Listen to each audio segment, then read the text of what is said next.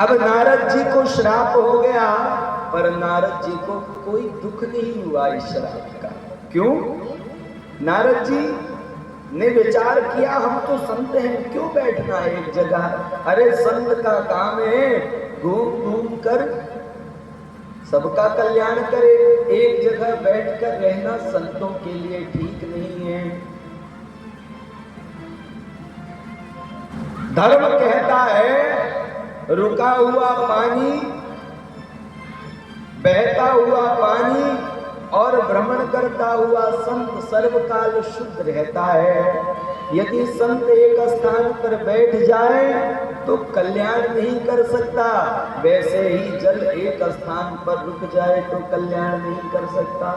जल को बहना पड़ेगा और संत को भ्रमण करना पड़ेगा, तभी सबका कल्याण हो सकता है। और नारद जी तो ऐसे संत हैं जिनके लिए शास्त्र कहता है, नारद जी कौन है? अरे कोई साधारण संत नहीं है, संतों में श्रेष्ठ है। और शास्त्र कहता है जिनको नारद जी मिले उनको नारायण मिल जाते हैं। इसीलिए शास्त्र के वाक्य हैं, नारं ज्ञानम ददाति इति नारदः। जिन्हें नारद जी मिले उन्हें नारायण की प्राप्ति हुई है। उदाहरण, महाराज ध्रुव महाराज को नारद जी के दर्शन हुए सो नारायण की प्राप्ति हो गई। प्रहलाद को नारद जी के दर्शन हुए सो नारायण मिल गए। अरे वाल्मीकि जी को नारद जी के दर्शन हुए तो वाल्मीकि जी को नारायण मिल गए। ऐसे संत हैं नारद जी महाराज। संतन के संग लागे रे। नारद जी जिसको मिले उसकी बिगड़ी बन जाती है। इसलिए संत गाते हैं कि जो संतों का संग करते हैं उनका सर्वकाल कल्याण होता है। संतन के संग लाग रे, ये तेरी बिगड़ी बनेगी। संतन के संग लाग रे, तेरी बिगड़ी बनेगी। संतन के संग लाग रे, तेरी बिगड़ी बनेगी। संतन के संग लाग रे, तेरी बिगड़ी बनेगी। बिगड़ी बनेगी तेरी अच्छी बनेगी। बिगड़ी बनेगी तेरी अच्छी बनेगी। बिगड़ी बनेगी तेरी अच्छी बनेगी। बिगड़ी बनेगी तेरी अच्छी बनेगी। और खुल जाएंगे तेरे भाग रे, तेरी बिगड़ी बनेगी। खुल जाएंगे तेरे भाग रे, तेरी बिगड़ी बनेगी। संतन के संग लाग रे, तेरी बिगड़ी बनेगी। संतन के संग लाग रे, तेरी बिगड़ी बनेगी। जय हो।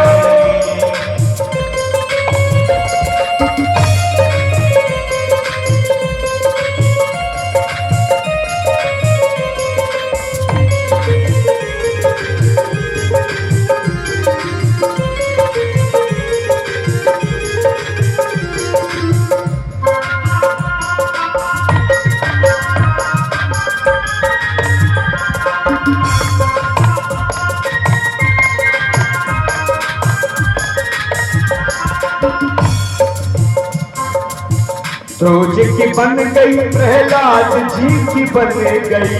ध्रुव जी की बन गई प्रहलाद जी की बन गई। ध्रुव जी की बन गई प्रहलाद जी की बन गई। ध्रुव जी की बन गई प्रहलाद जी की बन गई। हर कीर्तन में लाग रे, तेरी बिगड़ी बनेगी। हर कीर्तन में लाग रे, तेरी बिगड़ी बनेगी। हर कीर्तन में लाग रे, तेरी बिगड़ी बनेगी। हर कीर्तन में लाग रे, तेरी बिगड़ी बनेगी।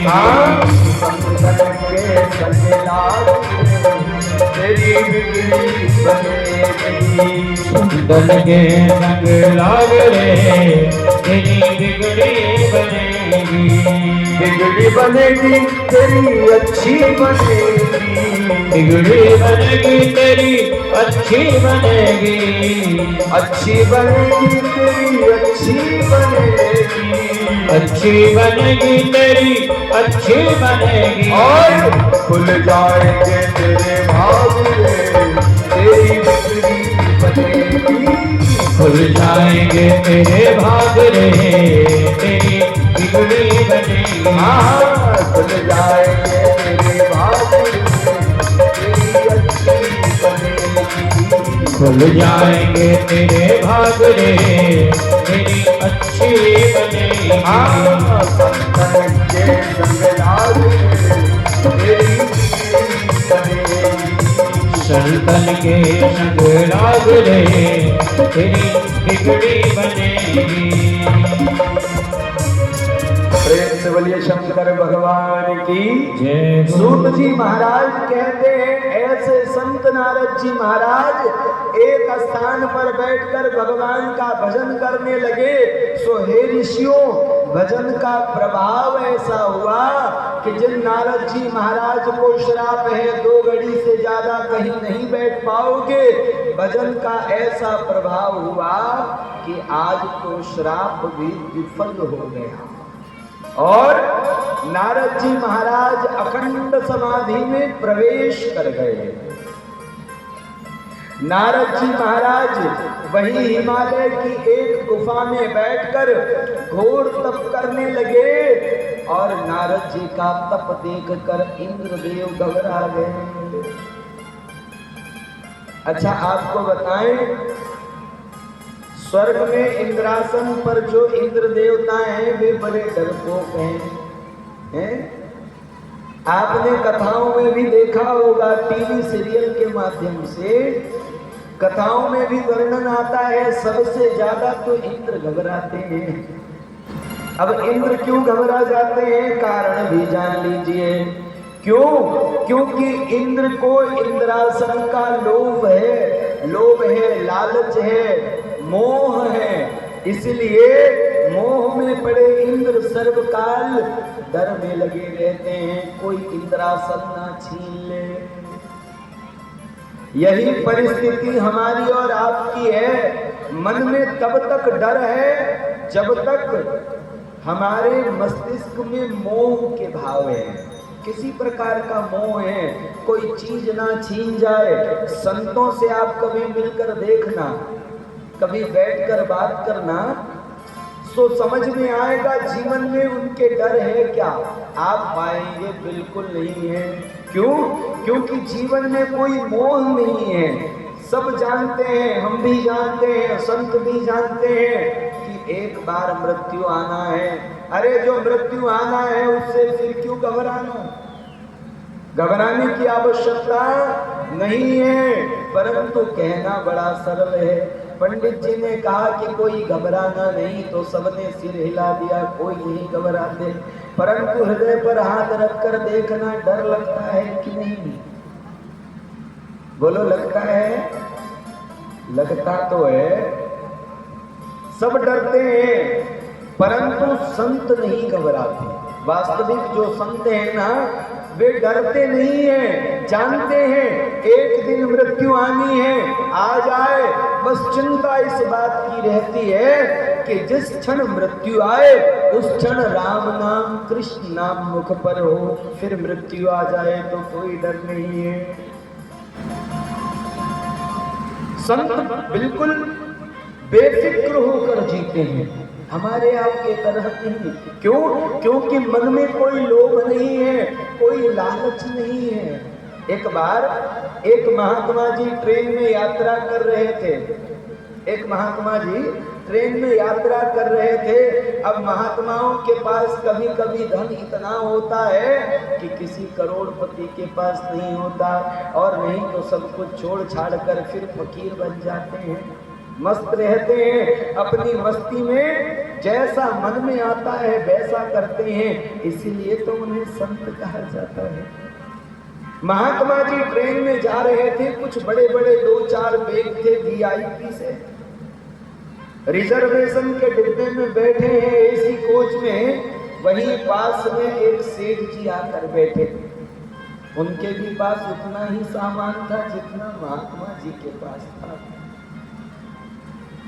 सेठ जी ने आकर देखा तो मन ही मन गुस्सा करने लगे, बोले ये संत हैं, ये साधु हैं, ऐसे कोई साधु होते हैं? अरे साधुओं का तो स्वभाव होता है सब कुछ छोड़कर सन्यासी रहते हैं, ये इतना सामान लेकर चलने वाले कोई संत हैं क्या?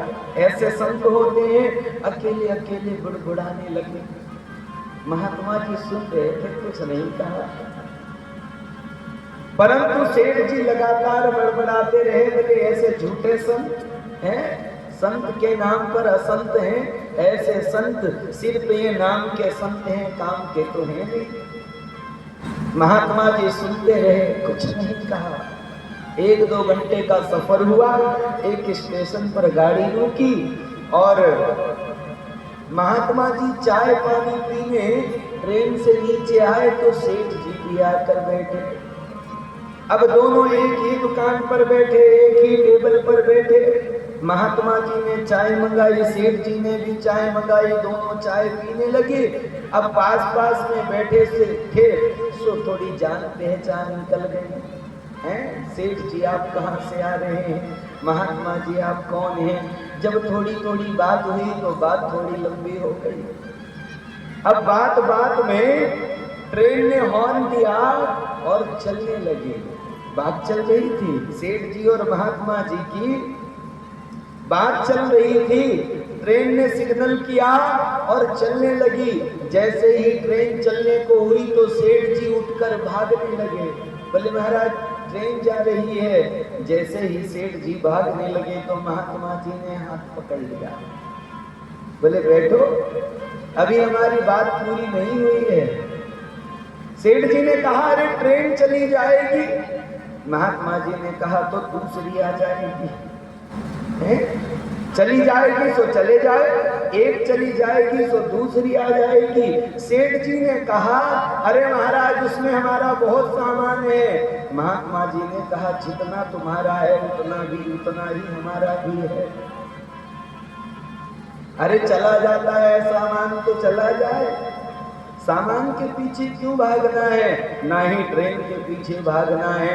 अरे बात चल रही है, जब तक पूरी नहीं होगी तब तक नहीं उठेंगे। अब तो सेठ जी ने हाथ जोड़ा, बोले महात्मा जी छोड़ दीजिए, मैं तो आपको झूठे संत समझ रहा था, परंतु आज आपने साबित कर दिया, आपने प्रमाणित कर दिया कि महाराज संत ऐसे होते हैं जो एक क्षण में सब कुछ छोड़ने को तैयार हो जाते हैं। आपको बताएं संतों का स्वभाव एक क्षण में सब कुछ छोड़ने को तैयार हो जाते हैं, और गृहस्थों का स्वभाव है एक क्षण के लिए भी कुछ छोड़ना नहीं चाहते, कुछ नहीं चाहिए, अपनी मस्ती में मस्त रहते हैं, इसलिए जीवन में कभी डरते नहीं हैं, कुछ नहीं है। आपने कई संतों को देखा होगा एक कमंडल के अलावा हाथ में और कुछ नहीं रखते, फिर भी पूरी मस्ती में जीते हैं। उनसे बड़ा रईस कोई नहीं है, उनसे बड़ा कोई धनवान नहीं है, हाथ में कमंडल के अलावा कुछ नहीं है, परंतु फिर भी खुद को गरीब नहीं जानते।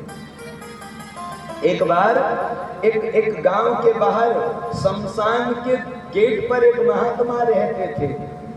कई लोग शमशान आते जाते थे तो महात्मा जी से मिलते थे। तो गांव में एक सज्जन ने उनसे कहा महात्मा जी आप इतने बड़े संत हैं, शमशान में पड़े रहते हैं, जरा गांव में आ जाएंगे तो आपकी सेवा पानी हम कर पाएंगे, गांव में आ जाओ। महात्मा जी ने कहा गांव में आकर क्या करेंगे, पूरे गांव वालों को तो यही आना है? गांव में आकर क्या करेंगे, गांव आएंगे तो कुछ मिलेंगे कुछ नहीं मिलेंगे, हम यहाँ बैठे हैं, पूरे गांव वाले एक एक करके यहीं आएंगे, सब यहीं मिलेंगे, हैं? गांव आकर क्या करना है?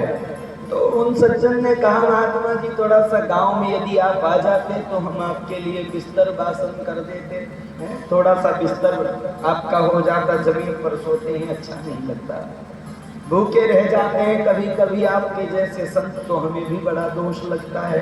महात्मा जी ने कहा, सेठ जी, ना ही हम भूखे रहते हैं, ना ही हमारे पास किसी बिस्तर की कमी है।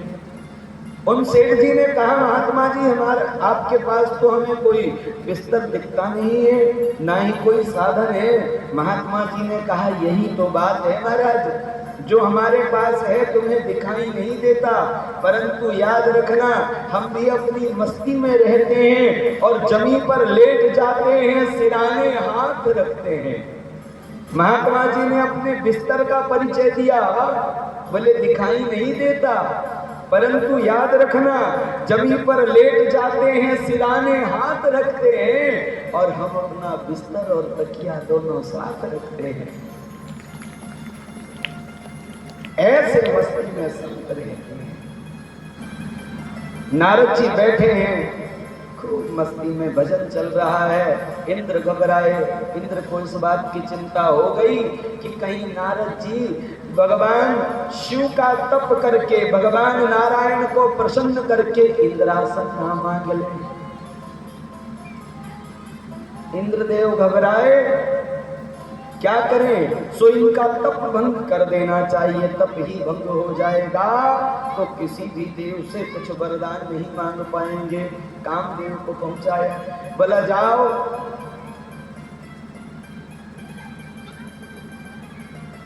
बोले जाओ और नारद जी का तप भंग कर दो। अब कामदेव आए और पूरा प्रयास किया नारद जी के तप को भंग करने का। पर सूत जी महाराज कहते हैं, भगवत भक्ति में नारद जी ऐसे प्रविष्ट हो गए हैं कि आज कामदेव भी नारद जी को भक्ति से डिगा नहीं पाए। कामदेव हार गए और हार कर नारद जी के चरणों में बैठ गए। ये वही कामदेव हैं जो कभी भगवान शिव की समाधि भंग करने गए थे और 5 बाण चलाते ही भगवान शिव की समाधि भंग कर दिए थे। आज वही कामदेव नारद जी के सामने हाथ जोड़कर बैठे हैं।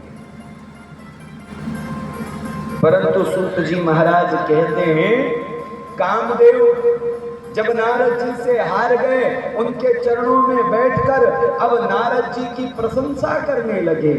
नारद जी की प्रशंसा करते हैं, वास्तविक प्रशंसा मुख से निकल पड़ी, नारद जी महाराज आप धन्य हैं। कामदेव नारद जी की प्रशंसा करते हैं, नारद जी आप धन्य हैं, मैंने आपके जैसा तपस्वी नहीं देखा। अरे आपके जैसा साधक तो महाराज भूतों न भविष्य न कभी हुआ है न कभी होगा। सूत जी महाराज कहते हैं, बस जिन नारद जी की समाधि कामदेव के पूरे प्रयास से नहीं खुली, आज नारद जी की थोड़ी सी प्रशंसा करने पर, जैसे ही कामदेव ने थोड़ी सी प्रशंसा की, नारद जी की समाधि खुल गई और नारद जी नेत्र खोल के मुस्कुराने लगे। कामदेव ने देखा यही अच्छा अवसर है, जिन नारद जी की समाधि मेरे प्रयासों से नहीं खुली, इनकी प्रशंसा करने से समाधि खुल गई।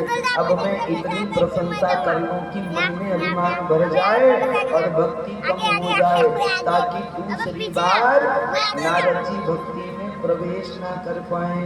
प्रेम से बोलिए शंकर भगवान की जय। अब कामदेव ने नारद जी की प्रशंसा करना प्रारंभ किया। बोले महाराज आपके जैसा साधक तो हमने नहीं देखा। आज आप तो भोले बाबा से भी ऊपर निकल गए भक्ति में। नारद जी सुन रहे हैं और मन में उस प्रशंसा का अभिमान भरता जा रहा है। कथा कहती है सर्वकाल प्रशंसा से बचना चाहिए। बोलो, यदि आपकी कोई प्रशंसा करने लगे झूठा, हम जानते हैं कि हम इस लायक नहीं हैं, परंतु फिर भी किसी ने कहा कि भैया आप तो लाहौटी में एक ही व्यक्ति ऐसे हैं जो बड़े समझदार हैं, आपके जैसा बुद्धिमान पूरे गांव में कोई नहीं है। हमको मालूम है हम बुद्धिमान नहीं है, बिल्कुल गधे हैं, परंतु आगे वाला झूठी तारीफ कर रहा है, मन को बड़ा अच्छा लगता है। हाँ भैया और बताओ हैं? अब तारीफ हो रही है तो मन में अभिमान बढ़ता जा रहा है। संत कहते हैं प्रशंसा से सर्वकाल बचना चाहिए। क्यों? क्योंकि जिसके मन में प्रशंसा बैठ जाती है उस मन में अभिमान आ जाता है, और जिस मन में अभिमान आता है उस मन से भगवान निकल कर चले जाते हैं, उनके जीवन से भक्ति निकल कर चली जाती है। और अभिमानी का तो फिर क्या कहना, अभिमानियों का तो गणित ही फिर अलग हो जाता है। इसलिए प्रशंसा से बचना चाहिए और सर्वकाल भगवान के दर्शन करने में लगे रहना चाहिए, क्योंकि हमारा जीवन प्रशंसा सुनने के लिए नहीं, भक्ति करने के लिए है। इसलिए संतों ने बड़ी सुंदर रचना की है। मनुष्य कौन है जो अभिमान में भरकर अभिमान में फूला फूला घूमे, वो मनुष्य नहीं है। मनुष्य तो वह है जो अभिमान को, प्रशंसा को त्याग कर भगवान में लगा रहे। इसलिए संतों ने गाया है कि प्रभु का नूर जो देखे वही इंसान होता है। इंसान कौन है? अरे प्रभु का नूर जो देखे वही इंसान होता है। और भरता पेट केवल वह तो हैवान होता है। जानता है मौत एक दिन मुख के बल गिराएगी, फिर भी जाने क्यों इंसान को अभिमान होता है। इसलिए अभिमान से बचना चाहिए। एक बड़ा सुंदर दृष्टांत है रामचरितमानस का। एक बार जब हनुमान जी महाराज माँ भगवती सीता का अन्वेषण करके लौटे, लंका से पता लगा कर आए, तो भगवान राम जी हनुमान जी की प्रशंसा करने लगे। कहते हैं हे सुत तोर उरेण मैं नाही, हे सुत तोर उरेण मैं नाही, सुत तोर उरेण मैं नाही, सुन सुत तोर उरेण मैं नाही, केहू करी विचार मन मारी, क्यों करे विचार मन माही, प्रति उपकार करहु का तोरा, प्रति उपकार करहु का तोरा, सन्मुख होई न सकत मन मोरा, सन्मुख होई सकत मन मोरा। भगवान राघव जी प्रसन्न हो गए और हनुमान जी की प्रशंसा करने लगे। कहते हैं हे हनुमान जी सुन सुत तोर उऋण में नाही। हनुमान जी आज आपने ऐसा काम किया है जिससे मैं कभी उऋण नहीं हो सकता, मैं आपका ऋणी हो गया। महाराज जाने में आपका ऋण कब उतारूंगा, मैं उतार नहीं पाऊंगा, ऐसा आपने मुझ पर ऋण कर दिया है। सुन सुत तोर उऋण में नाही। हनुमान जी ने देखा राम जी के मुख को निहार रहे हैं। सुनि प्रभु बिलो की मुख गात हरस हनुमंत। हनुमान जी राम जी के मुख को देख रहे हैं। राम जी हनुमान जी की प्रशंसा कर रहे हैं और हनुमान जी महाराज राम जी के मुखमंडल को देख रहे हैं।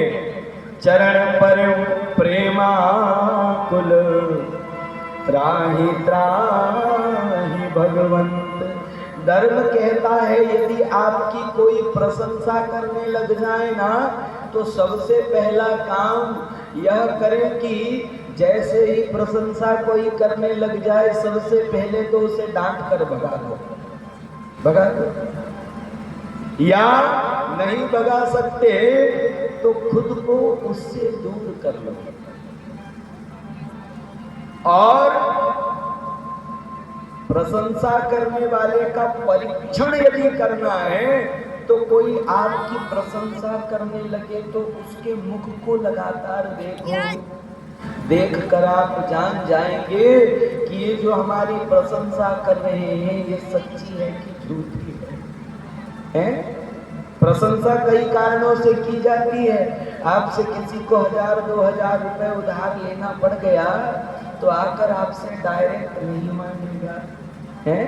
पहले आकर कहेगा कि भैया आप तो बड़े जोरदार आदमी हैं और राजा हरिश्चंद्र के बाद तुम्हारा ही नंबर है।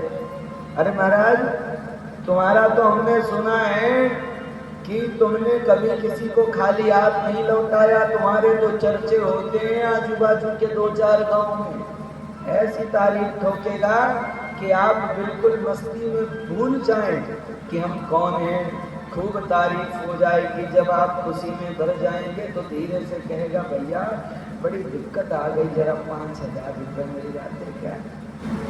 अब आप इतने खुशी में भरे पड़े हैं कि आप उसे मना नहीं करेंगे। इसलिए धर्म कहता है कि कोई झूठी तारीफ करने लगे तो पहले उसके मुखमंडल को निरंतर देखो, तो आप जान जाएंगे कि तारीफ झूठी है कि सच्ची है। हनुमान जी ने भी यही किया। भगवान राम जी जब हनुमान जी की प्रशंसा करने लगे तो हनुमान जी राम जी के मुख को देख रहे हैं। देख कर जान गए कि प्रशंसा तो सच्ची है, परंतु प्रशंसा सुनने में बड़ा खतरा है। भगवान के चरणों में पड़ गए हनुमान जी और त्राहिमाम त्राहिमाम करने लगे, प्रभु बचा लो, मुझे बचा लो। जैसे ही हनुमान जी राघव जी के चरणों में पड़े, राघव जी ने उठाकर हृदय से लगा लिया। बोले हनुमान जी, जब आप लंका में गए थे अकेले, पूरी लंका को जलाकर आ गए हैं, तब तो आपने त्राहिमाम त्राहिमाम नहीं चिल्लाया। अरे जहां खतरा था वहां तो त्राहिमाम नहीं कहा। यहाँ तो हम तुम्हारे अपने हैं, यहाँ तुम्हें किससे खतरा है? यहाँ क्यों त्राहिमाम त्राहिमाम करते हैं? हनुमान जी ने कहा प्रभु क्षमा करिए, खतरा लंका में नहीं था, खतरा यहाँ है। क्यों? क्योंकि वहां प्रशंसा करने वाला कोई नहीं था। महाराज आप यहाँ प्रशंसा कर रहे हैं, मुझे यहाँ ज्यादा खतरा दिखाई देता है। प्रभु मेरा आपसे निवेदन है, कृपया आप मेरी प्रशंसा ना करें। और प्रभु आप ऐसा तो बिल्कुल नहीं कहना कि मैंने आप पर कोई ऋण किया है। यदि प्रभु मैं यहाँ से लंका गया तो उसमें भी आपका बल है। मैंने लंका जलाई तो अपने बल से नहीं जलाया, आप ही का नाम लेकर लंका में आग लगा दी। प्रभु आपके नाम की जो शक्ति है उसी से सब कुछ संभव हो पाया है। इस वानर में बहुत शक्ति नहीं है महाराज। प्रति उपकार करेऊ का तोरा। राम जी ने कहा था प्रति उपकार करेऊ का तोरा। भगवान ने हनुमान जी से कहा हनुमान जी मुझे इस बात के लिए क्षमा करना, प्रति उपकार करेऊ का तोरा। आपने जैसा मुझ पर उपकार किया है वैसा उपकार मैं जीवन भर आप पर नहीं कर सकता। और आपको बताएं धर्म कहता है प्रति उपकार करने की चर्चा कभी नहीं करनी चाहिए। भैया किसी दिन आपके घर में किसी की 12 बजे 2 बजे रात में स्वास्थ्य खराब हो जाए, तबीयत खराब हो जाए और कोई पड़ोसी आपके घर आपके ना रहने पर आपके परिवार वालों की मदद कर ले, तो आपको ऐसा नहीं कहना चाहिए कि भैया समय आने पर मैं तुम्हारा उपकार अदा कर दूंगा। कहने का तात्पर्य यह है, प्रति उपकार आप उस पर तब करेंगे जब उसके घर में कोई बीमार पड़ेगा और आप उसी 2 बजे रात में आप उनकी सहायता करेंगे, तब प्रति उपकार होगा। तो क्या आप चाहते हैं कि आपके किसी हितैषी किसी प्रेमी के घर में भी कोई बीमार पड़े, उस पर कोई ऐसी आपत्ति आ जाए और आप उनकी सहायता करने जाएं? अतः धर्म कहता है कभी भी प्रति उपकार करने की बात भी नहीं करनी चाहिए।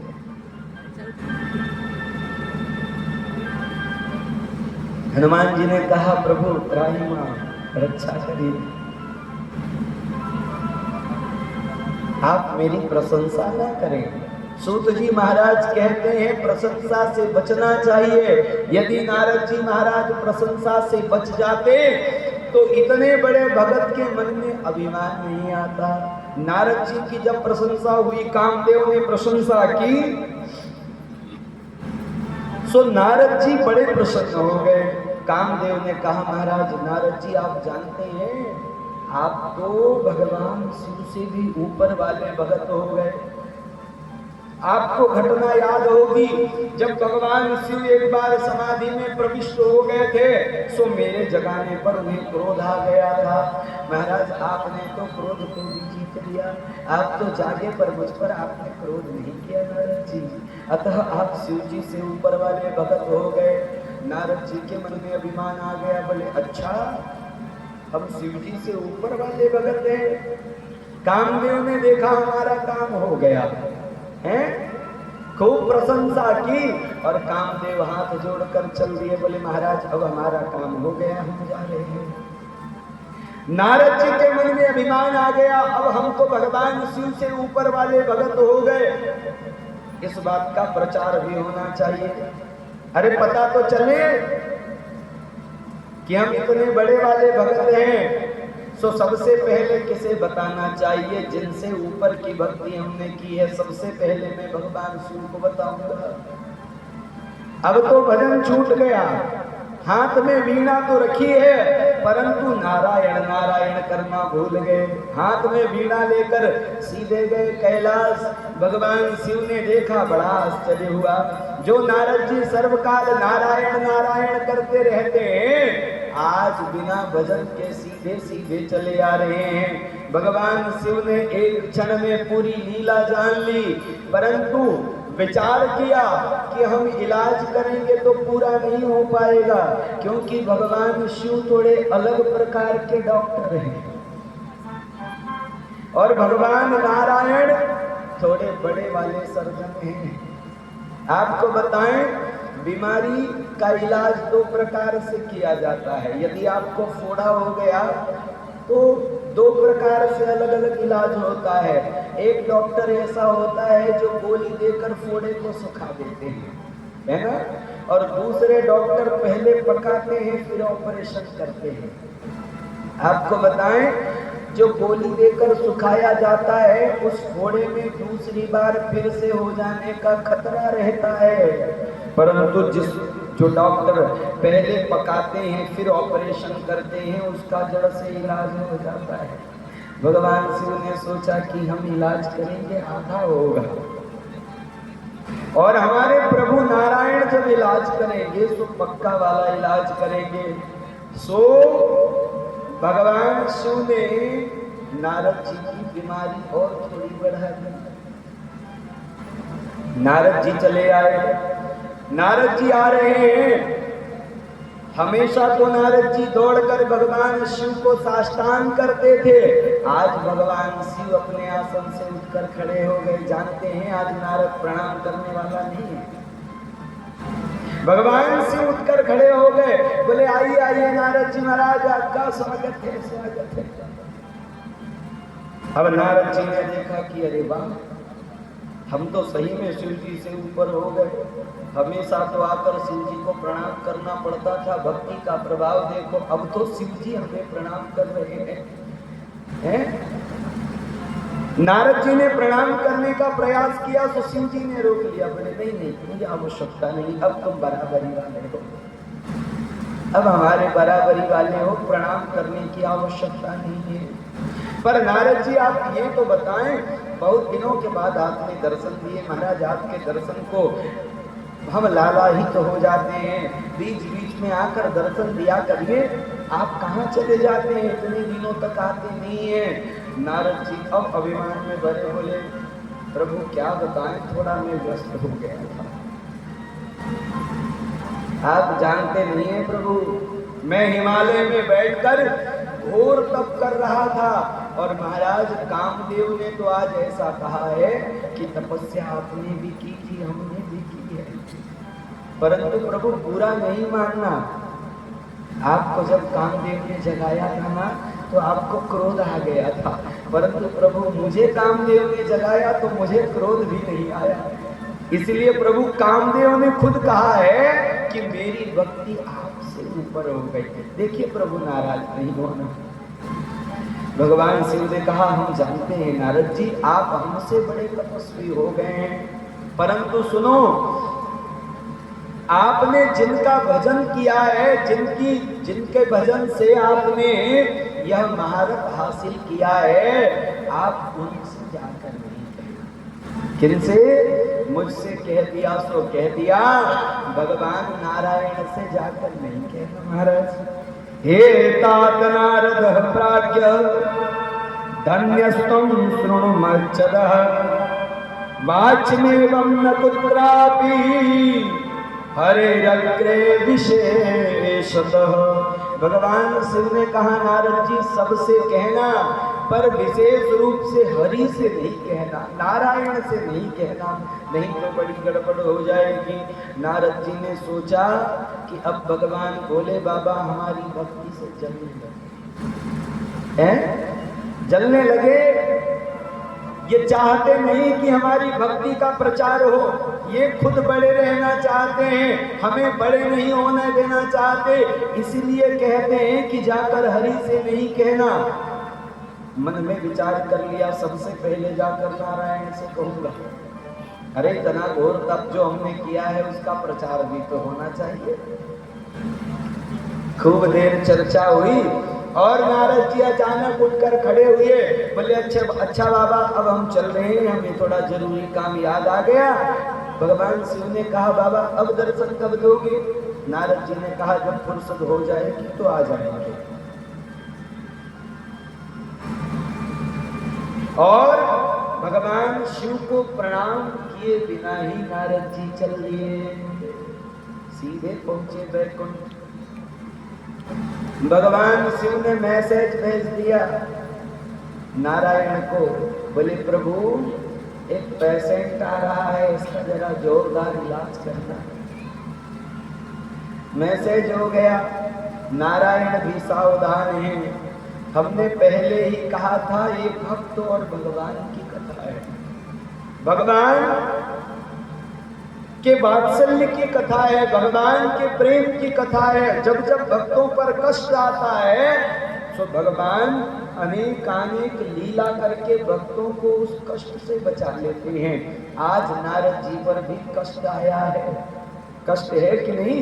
अरे नारद जी जैसा संत आज मोह में घूम रहा है, अभिमान में घूम रहा है, इससे बड़ा कोई कष्ट नहीं हो सकता। नारद जी के लिए इससे बड़ी कोई बीमारी नहीं हो सकती। भगवान शिव ने इशारा किया, प्रभु पेशेंट आ रहा है, जरा जोरदार इलाज करना, ऑपरेशन के बगैर बीमारी नहीं जाएगी। भगवान नारायण सावधान। जैसे ही नारद जी आए देखा भजन बंद है, हाथ में वीणा लेकर घूम रहे हैं। भगवान ने दूर से देखा, कूद कर अपने आसन से खड़े हुए दौड़ कर गए और नारद जी को हृदय से लगा दिया। बोले आइए आइए महाराज, आपका स्वागत है। हमारे तो बड़े भाग्य हो गए जो नारद जी आप हमें दर्शन देने चले आए। नारद जी ने देखा आज तो बड़ा जोरदार काम हो गया है। जिन नारायण को हमें प्रणाम करना पड़ता था वही नारायण दौड़कर हमारा स्वागत कर रहे हैं। भगवान नारायण साथ लेकर गए और जिस शेष की सैया पर भगवान स्वयं विराजित होते हैं आज अपने बराबरी से नारद जी को बिठाया। नारद जी तो और प्रसन्न हो गए, बोले देखो तप में बड़ा बल है। जिन नारायण को प्रणाम करता था आज मैं उनके बराबरी का हो गया। पूरी कथा सुना दी। बोले प्रभु आपको एक बात बताएं, आज तो हम भगवान भोले बाबा से भी ऊपर वाले तपस्वी हो गए। कामदेव ने हमें जगाया, जगा नहीं पाया, और हम जब जागे तो कामदेव पर हमें क्रोध भी नहीं आया। भोले बाबा ने तो तीसरा नेत्र खोल के कामदेव को भस्म कर दिया था, हमने तो क्रोध भी नहीं किया। अतः हमने काम को भी जीत लिया, क्रोध को भी जीत लिया। भगवान शिव तो क्रोध को नहीं जीत पाए थे। नारायण को पूरी काम कथा सुनाई और नारद जी महाराज कुछ देर बैठकर बोले प्रभु अब हम जा रहे हैं, थोड़ा अपनी भक्ति का प्रचार कर दें। प्रचार भी तो होना चाहिए, अरे पता भी तो चले। अभी तो सिर्फ आपको और शिव जी को बताया हूं, जरा जाकर स्वर्ग में सबको बता दो। भगवान ने कहा अच्छा ठीक है नारद जी महाराज। अब जो ही नारद जी निकले और आगे को चलने लगे सो भगवान ने ऐसी एक लीला रची कि 100 योजन विस्तार वाला एक सुंदर नगर बना दिया। मार्ग में 100 योजन विस्तार वाला एक सुंदर नगर बनाया, जहां के राजा शिलनिधि हैं और उनकी बेटी है श्री देवी, जिन्हें विश्व मोहिनी भी कहा जाता है। उनका नाम है श्री देवी, और वे इतने सुंदर हैं जिन्होंने अपने रूप से सारे विश्व को मोहित करके रखा है, इसलिए उन्हें विश्व मोहिनी भी कहा जाता है। 100 योजन विस्तार वाले उस नगर के राजा ने जैसे ही नारद जी को देखा, नारद जी ने नगर को देखा, बड़ा अचंभा हो गया। विचार करने लगे इसी रास्ते से मैं हमेशा जाता हूँ, यहाँ तो कभी कोई नगर नहीं दिखाई देता, आज पहली बार मुझे नगर दिखाई दे रहा है। हो सकता है मैं बहुत वर्षों तक तप करता रहा, उसी बीच में किसी ने इस नगर का निर्माण कर लिया हो। अब मैं जाकर देखो इसके राजा कौन है। अंदर प्रवेश किया तो जैसे ही महाराज शिलनिधि ने देखा नारद जी को दंडवत किया, हाथ पकड़कर ले गए और उच्च आसन पर बिठाए और कहते हैं महाराज आपका स्वागत है। नारद जी आप जानते हैं हमारी बेटी विश्व मोहिनी का सुंदर स्वयंवर हम करने जा रहे हैं। मैं चाहता था कोई ज्योतिषी आकर उसके भाग्य की रेखा बताए।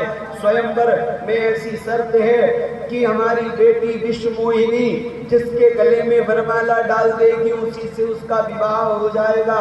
महाराज मुझे तो बड़ी चिंता हो रही है कि मेरी बेटी विश्व मोहिनी जाने किसका वर्ण करने वाली है। आप ही मेरे बेटी का भाग्य देख कर बताइए। नारद जी ने कहा बुलाओ, हम देख कर बताते हैं। अब नारद जी बैठे हैं, भक्ति से विमुख हैं और अभिमान में भरे हुए हैं। भक्ति मन से निकल गई है सो अभिमान भरा पड़ा है। ऐसे में जैसे ही नारद जी ने विश्व मोहिनी को देखा, देखते ही मोहित हो गए। अब महाराज शिलनिधि ने पूछा कि प्रभु नारद जी आप देखकर बताएं कि मेरी बेटी का विवाह किससे होगा।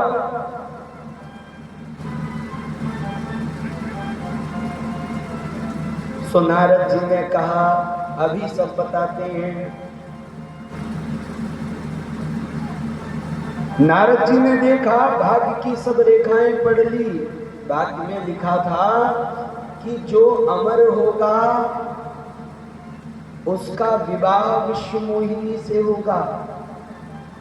परंतु नारद जी ने विचार किया, यदि सच्ची बात बता दूंगा तो हमारा तो पत्ता कट जाएगा, है? क्योंकि हम तो अमर हैं नहीं। सो नारद जी ने बात ही पलट दी।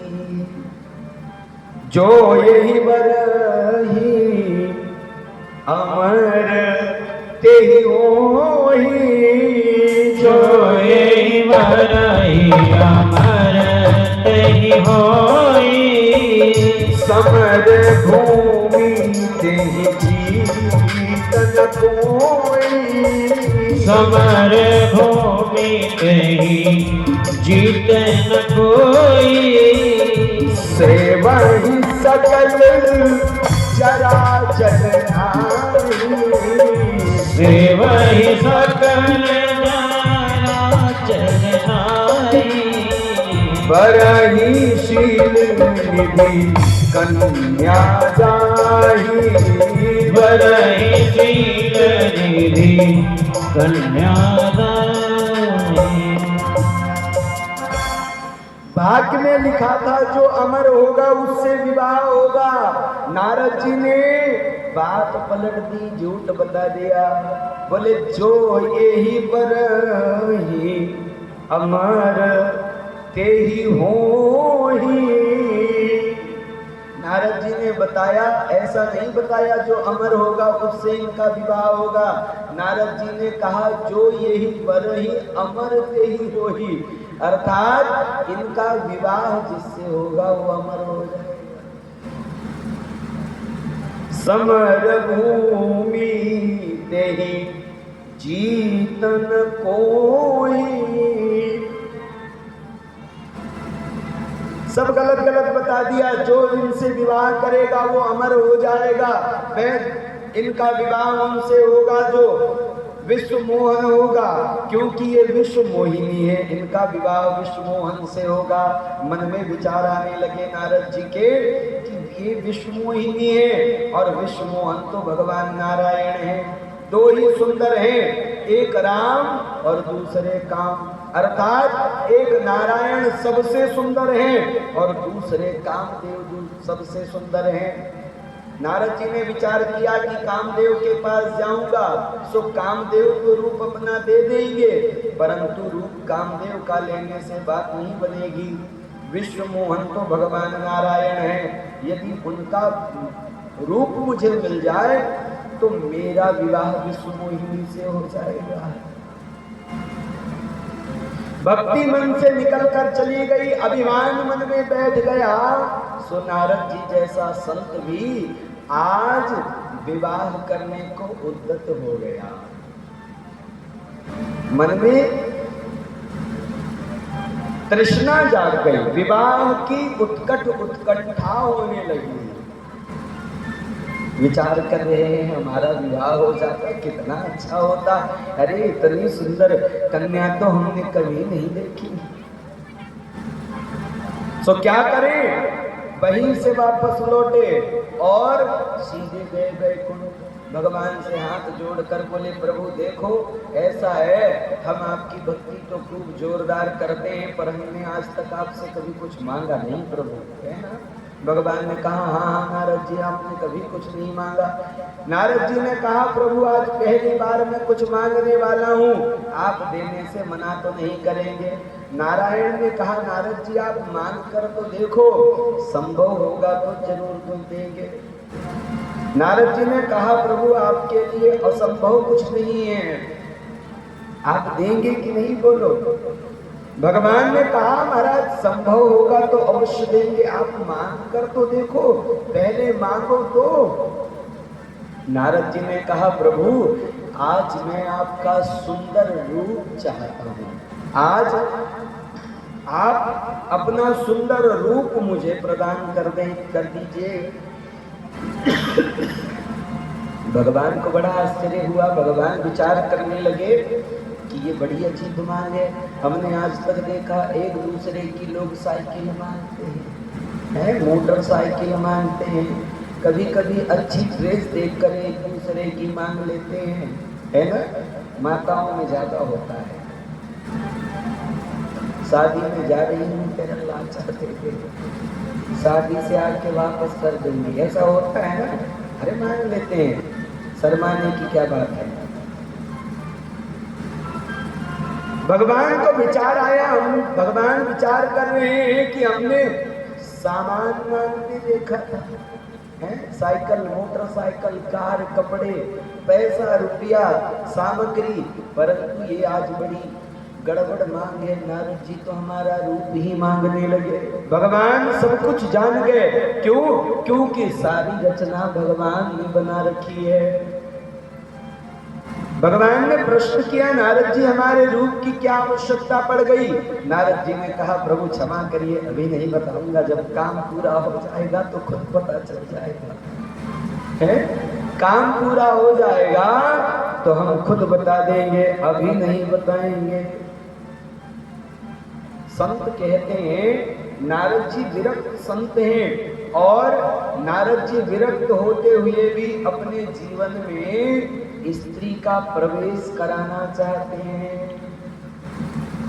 धर्म कहता है, संतों के जीवन में स्त्री का प्रवेश सर्वकाल वर्जित है। स्त्री यदि गृहस्थ के जीवन में आती है तो स्त्री सुख की सृष्टि करती है। यदि गृहस्थ के जीवन में आएगी तो सुख की सृष्टि करेगी, और वही विरक्त के जीवन में स्त्री आएगी तो वह नरक की सृष्टि करेगी। क्यों? क्योंकि विरक्तों के जीवन में काष्ठ की स्त्री का भी प्रवेश वर्जित बताया है। लकड़ी से बनी हुई स्त्री को भी स्पर्श ना करें, संतों के लिए ऐसा नियम है। ओरिजिनल नहीं, लकड़ी से बनी हुई स्त्री का भी स्पर्श संतों को वर्जित है। यहां स्त्री की निंदा नहीं है। स्त्री गृहस्थ के जीवन में आनंद की सृष्टि करेगी, परंतु विरक्तों के लिए पाप की सृष्टि हो जाती है। भगवान ने विचार किया, और पूरा विचार करके आज नारद जी को सुंदर तो नहीं बनाया, भगवान ने नारद जी को बंदर ही